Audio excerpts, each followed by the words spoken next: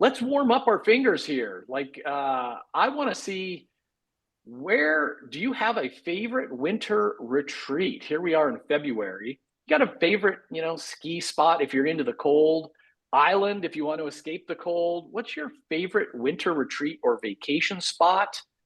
I am actually coming to you today from Miami, Florida. I escaped the the cold Philadelphia winter for about 3 weeks. I just Airbnb'd it. I'm totally embracing the empty nest syndrome with my kids being out of the house and in college. So that's good. Anna Maria Island. Oh yeah, that's fantastic, Angel. That's obviously great. Florida or Arizona. Yeah, Arizona was high on my list. My Corey, my parents are retired outside Phoenix, so that's always on the list. Italy, Anna does it up like big time. Eric was just in Disney. My daughter, Eric, she lives in Orlando and she actually used to work at Disney. She's one of these Disney nuts that could just like live there. I don't get it, but she's really into that. Coast of Portugal, Todd, another putting the rest of us to shame, these our little local escapes and all that. I love this. I love this. I didn't know much about Miami, but I'm in the Brickell section. Does anyone know Brickell? Anyone have any Miami experience? It is really awesome. I've stayed on the beach side and some other places. Brickell's like this really cool bubble. Kind of reminds me of like a miniature Manhattan, but much warmer this time of year. Matthews only knows South Beach. Not a bad place either. I love it. We've got a trivia question also. If you want to play along, just for fun, we're going to be revealing the new average leadership development budget per manager in a few minutes. Anyone have any guesses?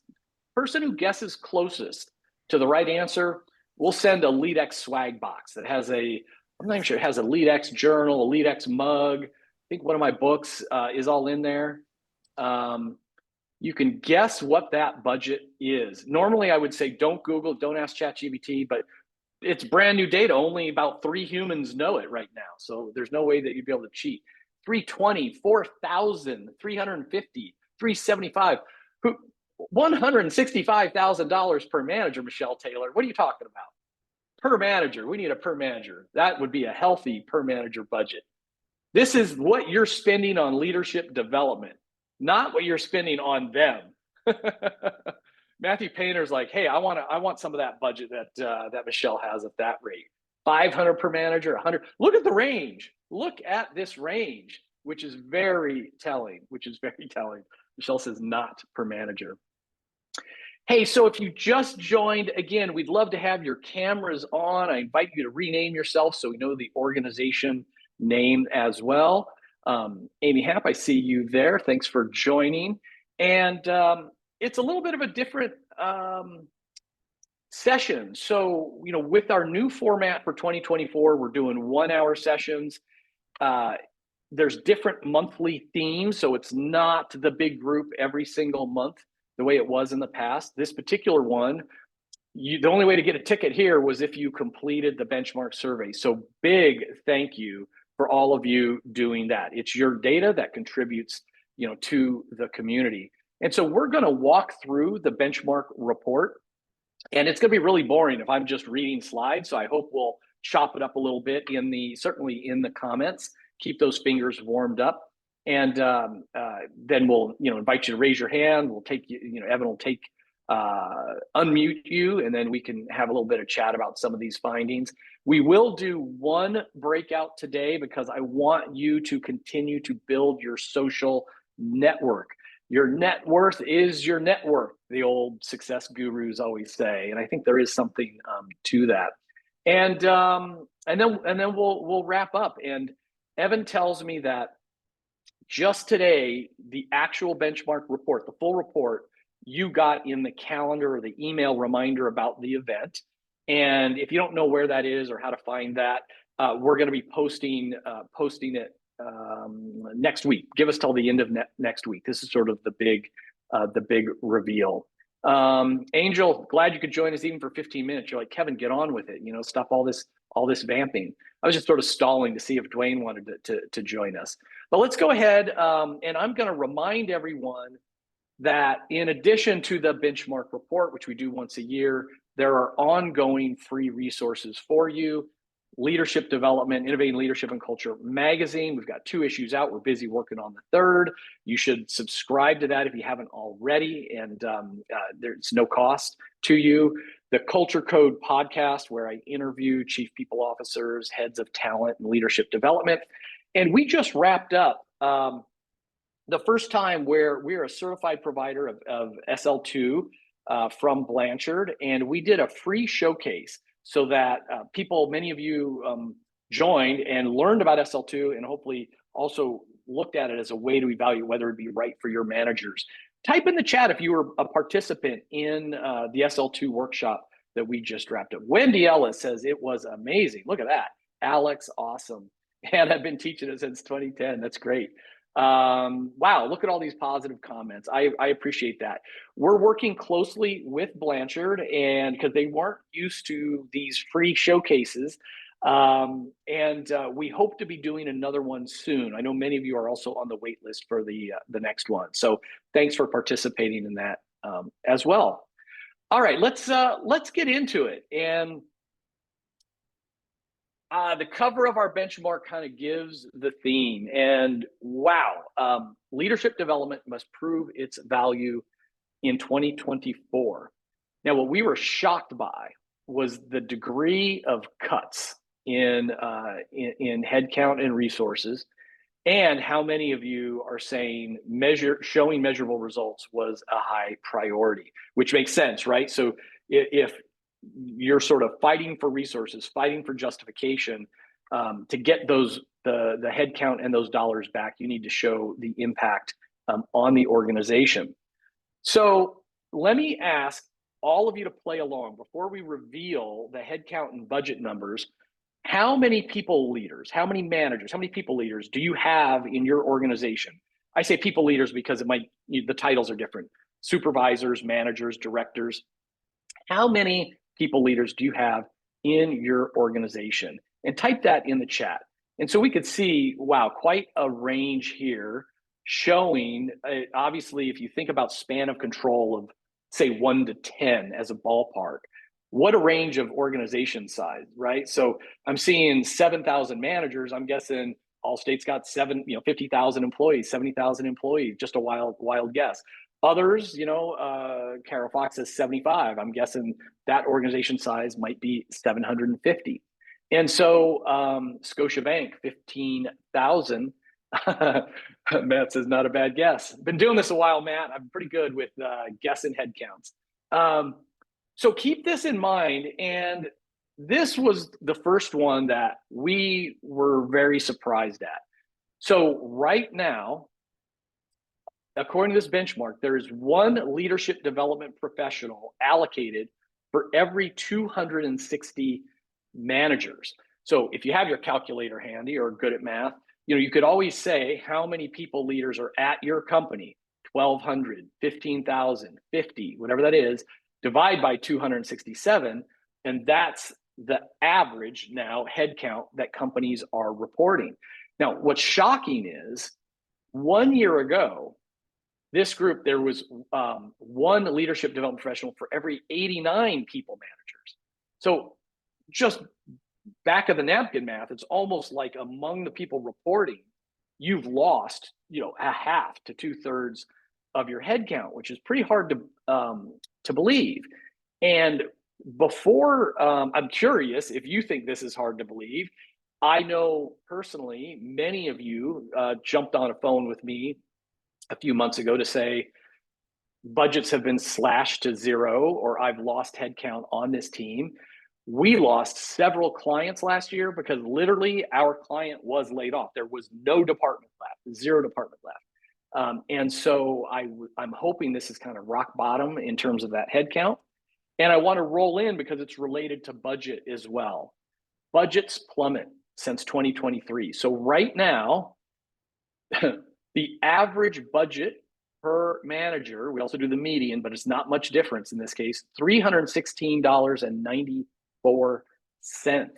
Now, look, last year, $1,247. I saw that number and I said, that's a data error. There's no way it swung that much in 1 year. I thought it's just a calculation error. So we went back into the raw data, and this is what you reported. And the fact that it's looking the same for average and median, and the fact that the ratios are kind of similar to headcount, and the fact that 150 companies, over 150 companies took the benchmark, I think this is fairly accurate. And I have a theory, a little bit of a theory about what's going on here, but I'm curious,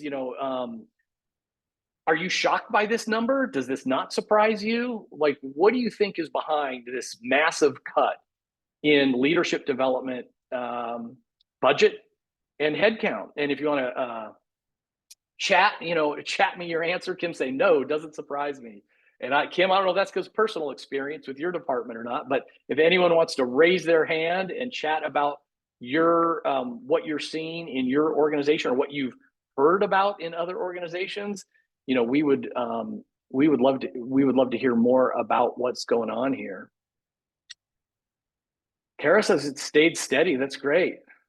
Hey, Kevin, I'll share, at least for us in banking, I wonder if it's the same for my financial peers, but we were heads down, just focused on being lean and efficient in 2023.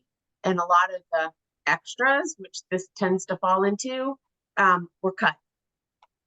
Yep. So anything not critical got cut is what you're seeing. Who else can share their own experience with this? Who had a budget increase? Anyone got a budget increase? I'd love to hear who that is.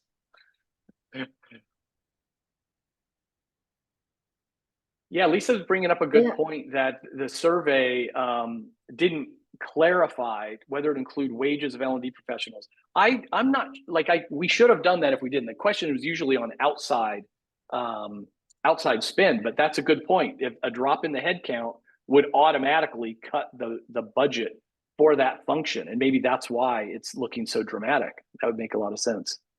Kevin, well, and I'm thinking too, you'll get a mixture of responses by not clarifying what to include. And I was going to say, we saw a slight increase. We didn't get everything that we wanted, but we're also in a company that is really admittedly behind in leadership development.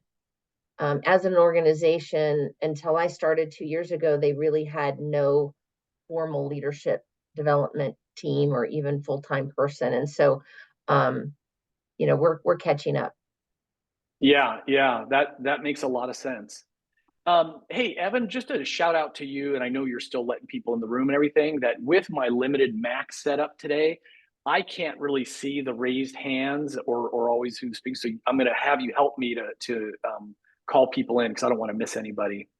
Yeah, we have one hand raised from Cassie. Cassie, do you want to come on and ask your question or?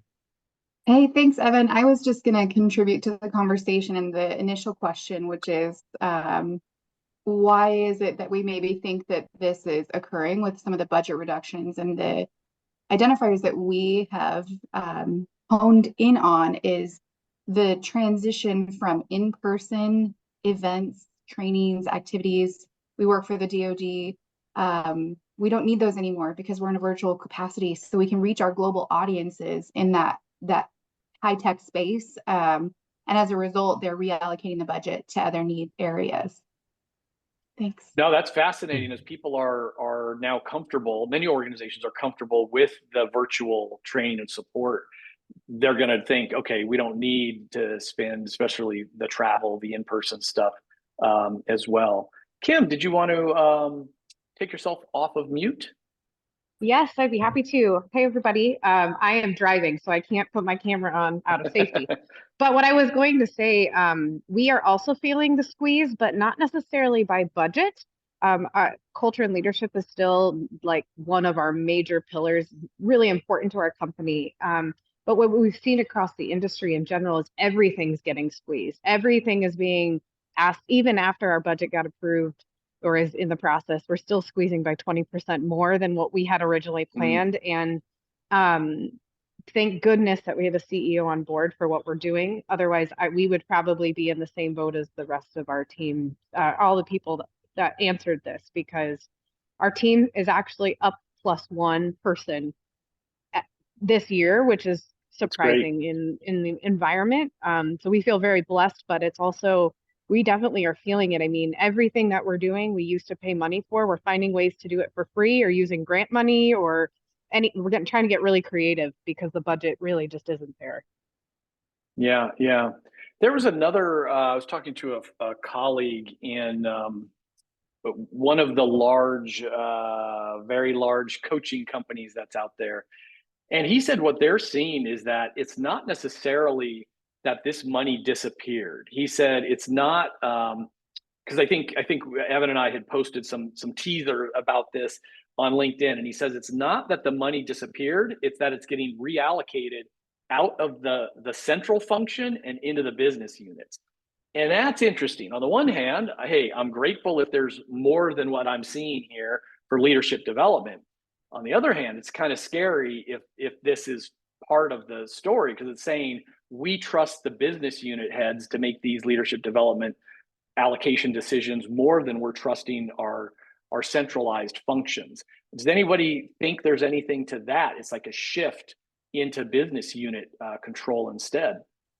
Kevin, this is Kim. I will say our model is actually exactly that. We have teams in the business helping influence business decisions. And so the person we actually hired is for the business. And we come together as a team to discuss our approaches and make sure that we're like, we talk about having a clear vision, sort of be very clear about the vision, flexible about the method. I'll try to align across technology and that sort of thing, but the actual deployment of stuff looks different when you're talking sales or operations or marketing or IT, depending if they're a hybrid environment, virtual, they're literally on a plant floor. So every leadership development director kind of works as a true business partner in the business. And so, but that's exactly correct. We've transitioned pretty much all of our budget, like the labor dollars of our team to the business. They are now owning the dollars as part of their budget. Instead of it being this one central team. Yeah, there's always that dynamic, that for control. Allison from Novartis, good to see you again. Now, normally I think our life science friends have like enviable budget sizes compared to most organizations. That's probably still true, but what have you seen in the last year or so? So we've sort of seen our budget stay steady, I will say, but we're doing a lot more centralized programs. So instead of doing one-off events or one-off programs for different business units, we're sort of have coalesced our curriculum to say, here's our curriculum, here's what we offer. We think it will fit the needs of each of your teams, and we're willing to customize it a little bit. But when they ask for things above and beyond that, then we're going back to them to ask for funding. So that's allowed us to kind of continually manage our budget, sort of deliver what we think are the basic needs for our leaders. And then when they're asking for more, depending on the business unit, we say, we're happy to facilitate, we're happy to work with the vendor, but we'll need your help in funding that. So that's how we've made it work. With a Makes sense. Makes sense. Yeah. We'll move on to some other topics, and it was great because this year many of you gave us questions to add that you wanted to get answers to, and I want to share those. The other thing that it has just, I've been doing this for 30 something years. This last year was one of the toughest years that I've seen, again, with layoffs in the space and budget cuts, and yet it was the most aggressive price increase year I saw because we're resellers of Hogan, Wiley Disc, Gallup, like 15 different things we resell. And we got notices about, inflation, 15% increase in pricing, 10% increase in pricing. And that was surprising to me that while the environment is what it is, all these vendors raised their prices as high as they did in one year. It doesn't add up to me. But again, I don't know. I'm just trying to make sense of this as well. But let me, and again, please continue to mastermind in the chat as we cut through a few more of these. We asked about leadership development for different levels. And again, I was kind of surprised because 68% of you are offering emerging leader, aspiring leader training. That's much higher than I thought. Like I thought that most of those dollars, especially because they're limited, were going primarily to the first line leaders and not trickling down. But most of you are offering some kind of emerging leader program, and the budget allocation is how I would think it was. I thought all the dollars were going to, not all, but most of the dollars are going to, let's send our 5 senior executives to the Harvard personal whatever course for $5,000, $10,000 per head, like ridiculous amount of money for a very small head count, not developing the massive leaders. But this does seem like it's much more balanced than I would have thought. We also think about the forgotten middle very often, that the second line leaders, the middle managers don't get developed. That doesn't seem to be the case. 69% of you are developing your second line leaders, and the budget is allocated pretty equally, which I find interesting. Let me, yeah, this is great. So we're going to do our one and only breakout here, and then we'll do a whole bunch of fast reveals. And so what we're getting ready to show is benchmark results on, what specific topics are you looking to add or enhance, this year? So competencies, power skills, specific areas, very specific areas. And then more like in general, as a leadership development professional, what's your top priority? Is it get our technology in space? Is it,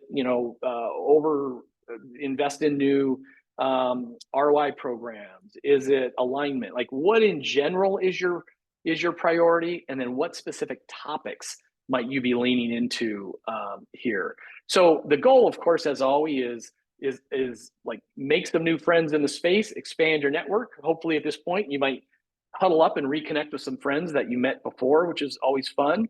And then just talk about topics, priorities.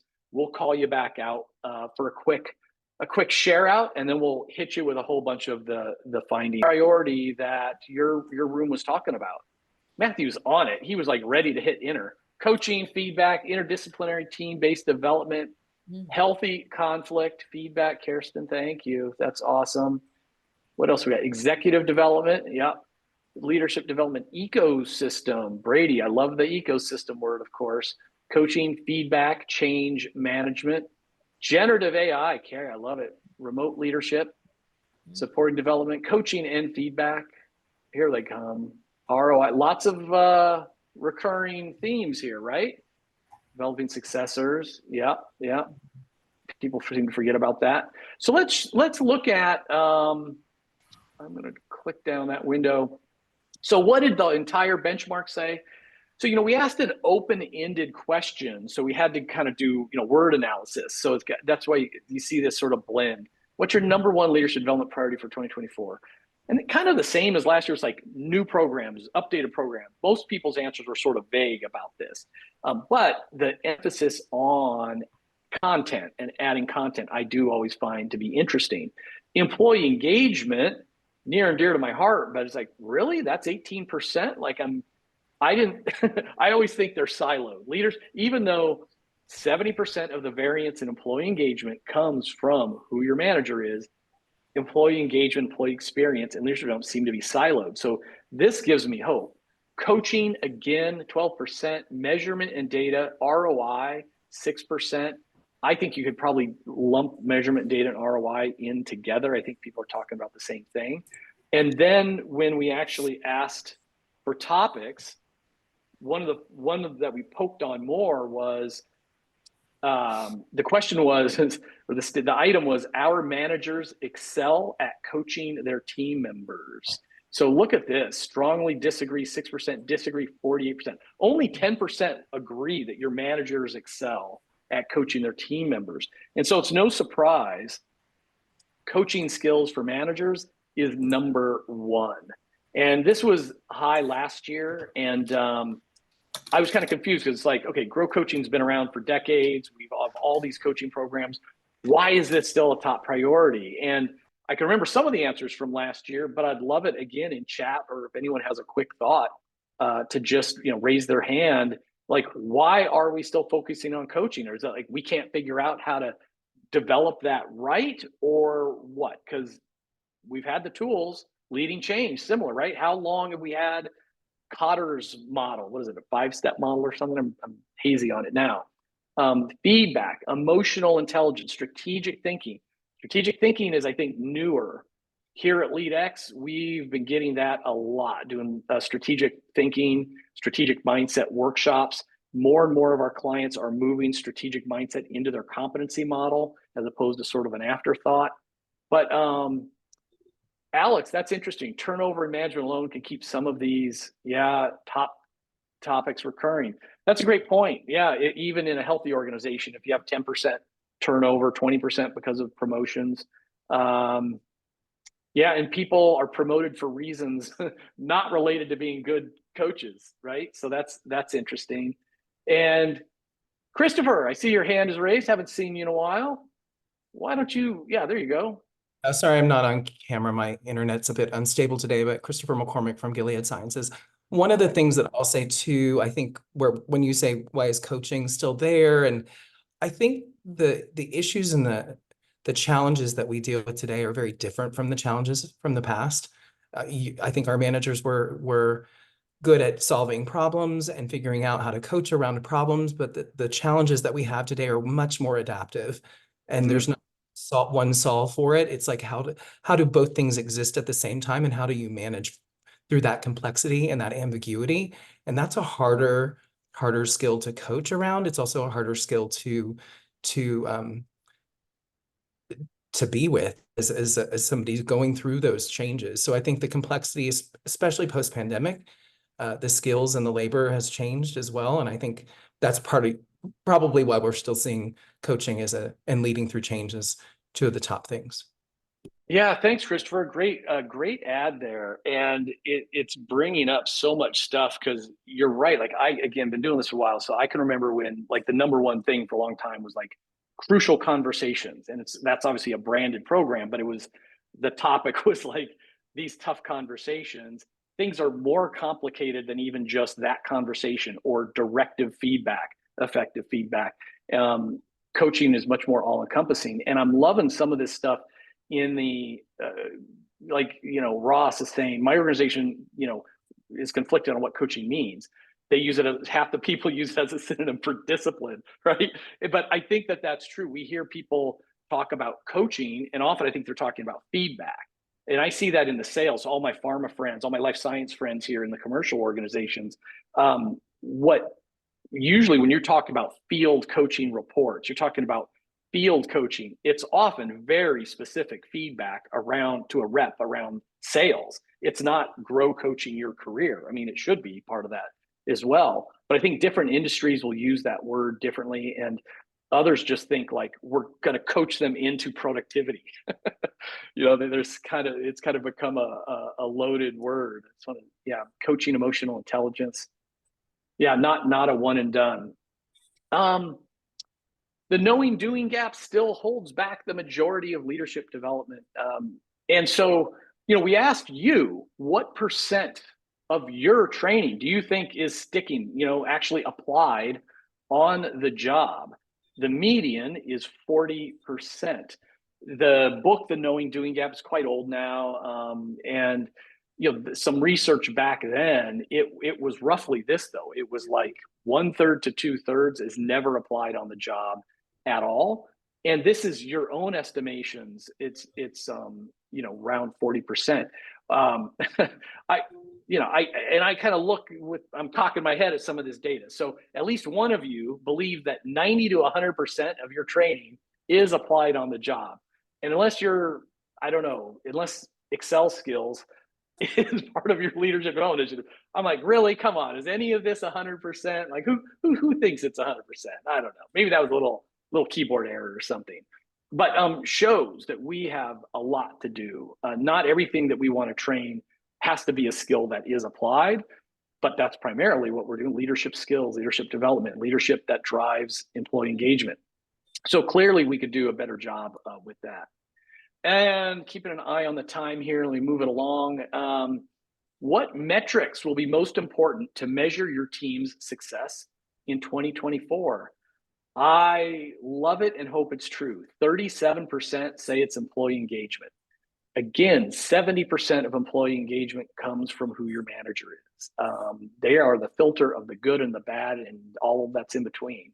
And so to develop leaders who drive engagement and to show that you're having a positive impact is great. I don't think he's on the call today, so I don't want to talk about it. But like, we have clients who are doing that study. Let's look at the leaders that went through our leadership program and graduated, and let's look at the ones that have not, and let's look at the before and after metrics on employee engagement. And I love also retention, turnover. One of the things when we get to have a say in how our leadership development programs are being evaluated, yes, you want to evaluate like the competencies, the topics, those kinds of things, but also what was the participants' level of employee engagement before and what is it after? Because career development is a top driver of engagement. So another reason to develop our leaders is to engage them and keep them in their jobs longer. That's why those aspiring leader programs are so critical. And I'm glad most of you are doing that. You've got your high potential emerging leaders, develop them so that they know they're cared about, they know that they're loved, they know they've got a future in the organization. Manager effectiveness, we've got a tool for that, and it's so powerful. It's directly tied usually to employee engagement, but there's the drivers of engagement and there's engagement itself. We think you should measure both. And of course, behavior change. So numbers go in the right direction, but I really wish all of these were being measured, by all organizations. Yeah, Greg is talking about, that the silo problem. We don't own the employee engagement survey. The questions of frequency keep changing. Yeah, it's maddening, Greg, right? And there's a few of you in small to mid-market companies where you kind of own both things. You're in control of that. But it can be tough when the measurement changes, the frequency changes, just coordinating with them. It makes it very difficult in large organizations. I always felt the same employee experience and leadership development should roll up eventually to the same person. Eventually, it all rolls up to the CEO, but I think you know what I mean. Someone who can have some focus on that day to day. So, you have big plans. Look at this. You're measuring employee engagement, retention, manager effective, behavior change, and yet most of you are kind of stuck doing level 1 and 2 Kirkpatrick's, right? So I think this is kind of like aspirational. Good on you. This is the reality. Do you measure Kirkpatrick levels 1, 2, 3, and 4? Only 39% are measuring behavior change application. 22% are measuring organizational benefits, outcomes.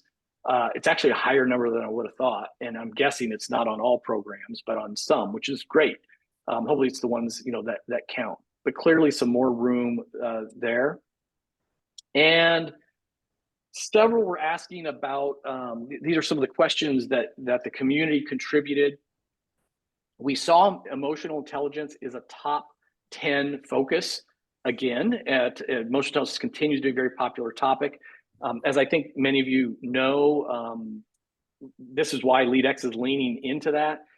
We launched the LEADx EQ assessment just recently, and in the next meeting, you'll hear about a whole new training initiative and program that you'll all be invited to experience as well. Is EQ a part of your leadership development? 68% yes. That has to be one of the most trained topics at this point. And we had a friendly debate in an earlier meeting over what's the right length for your virtual training programs. My kind of quip on this is you maximize participation, show up rates, or attendance, I guess I should call it, at 1 hour. You maximize learning at 90 minutes. And you really, it's too hard to keep people usually beyond that. But there's many of you are making it, fit. What virtual workshop length gets the highest attendance? Some of you, your half-day programs are getting, the highest attendance. For most, it is the 1 hour, and we see a good chunk are doing 90 minutes. And that's usually what we offer our programs, 60 minutes or 90 minutes. And we were asking about AI. I know that is a hot topic. And what I saw from the survey was what I've been hearing anecdotally. It's a hot topic, and people still aren't really doing a lot with it yet. So 24% of leadership development professionals use AI in their work. And I'd be curious in the chat, is anybody using ChatGPT or Bard or any of the others? other tools at work, maybe you can just chime in the chat to begin with. And it always begs the question, like, well, how are you using it? In what ways? To brainstorm and develop content, to create personalized nudges, to do coach-like simulations. And there's a variety of tools that are now using AI to help L&D professionals.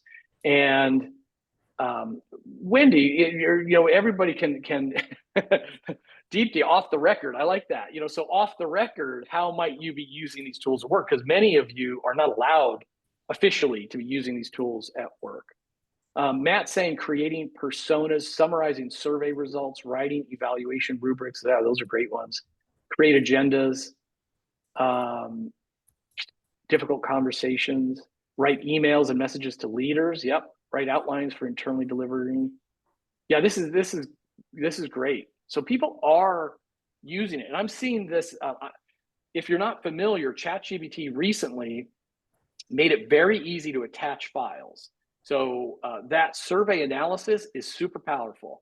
We discovered it recently ourselves. Let's say you've got a spreadsheet of program evaluations, open-ended comments, Kirkpatrick 1, Kirkpatrick 2 with Likert scales. You just upload that Excel spreadsheet or that CSV file to ChatGPT and say, what is the average satisfaction score? What is the average or median for question number 2? Like, it'll just run that data for you. More powerfully, you can say, do a sentiment analysis on the feedback, on the open-ended questions. And it will say, the top 3 themes are this. Or you can say, what were the top 3 positive comments? It'll give you some themes. You can say, how many people said that? It'll tell you how many people. So it's almost as if you have your survey analyst sitting in front of you who did all the work, and you're just asking them in a meeting, what was our score on this?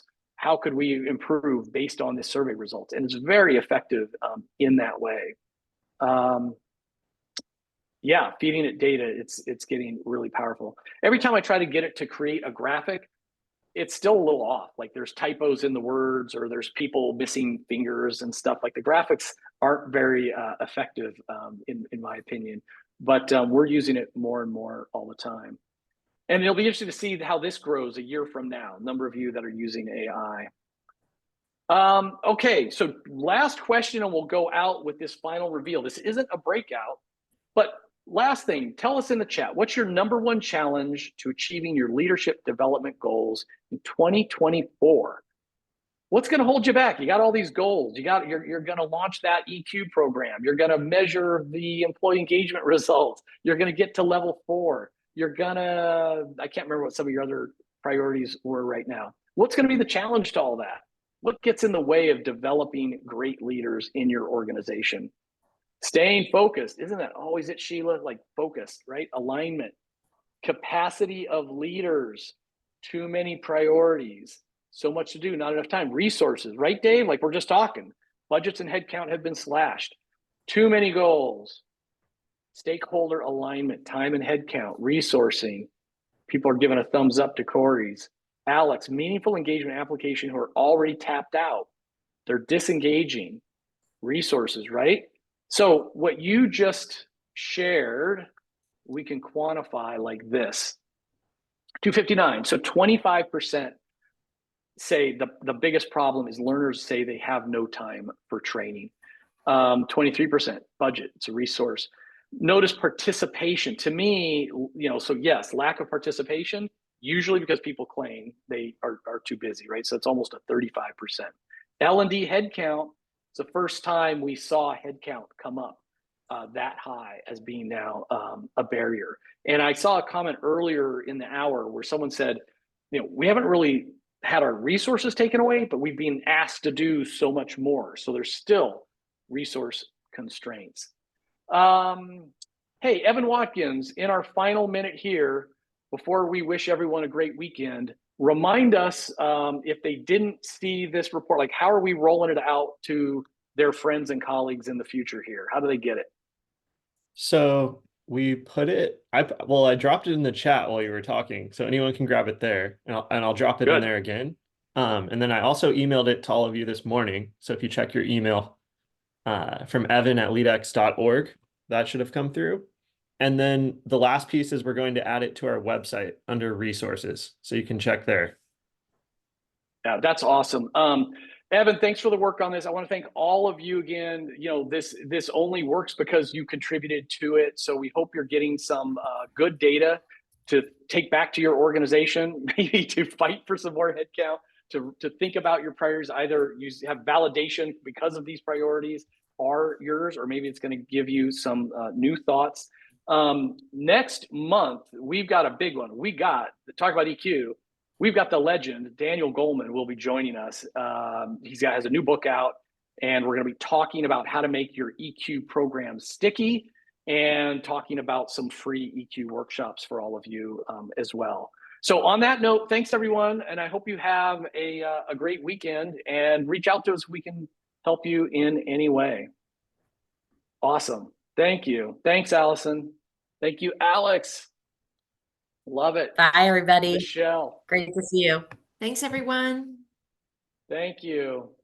Thank you. Appreciate it, Sarah. Thank you. Brady Bear had the big head count. That was great. I love that. Love that. Bruce, how you doing? Yeah, I'm doing okay. Thanks, Kevin, to you and your team for all this great work. Really, really, really appreciate it. It's good stuff. I share it with my network, and much appreciated. Great. Yeah. Yeah, no, I'm glad to hear that. Glad to hear that. And Kevin, keep up with your workouts. You're looking great. You should do a 1 year before and present picture. Seriously, you've lost a lot of weight. You're looking good. I appreciate it. I appreciate these side conversations, you know, whether it's Bruce with you, a couple other members. Kevin Thomas on our team has also been working on his health, focused on his health in the last year. And boy, I don't know about all the rest of you, but it's a journey. Like I'm always learning, I'm always experimenting, and I'm never quite satisfied, which I guess is a good thing, right? No, that's the that's business good. you're in. Continuous improvement. Thanks again, Kevin. That's right. Thanks, Bruce. Everyone have a good weekend. Thanks, LEADx. See you, Bruce.